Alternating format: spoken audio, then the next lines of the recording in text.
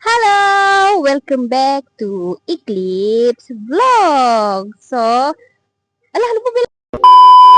Hello everyone, welcome back to Eclipse Vlog.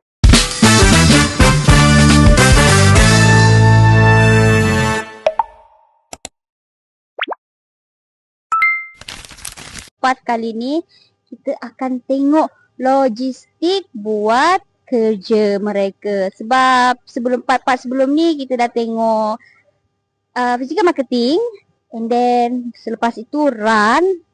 Okay, so kali ni kita nak tengok logistik buat apa ya.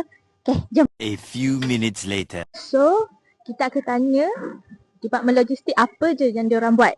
Jom.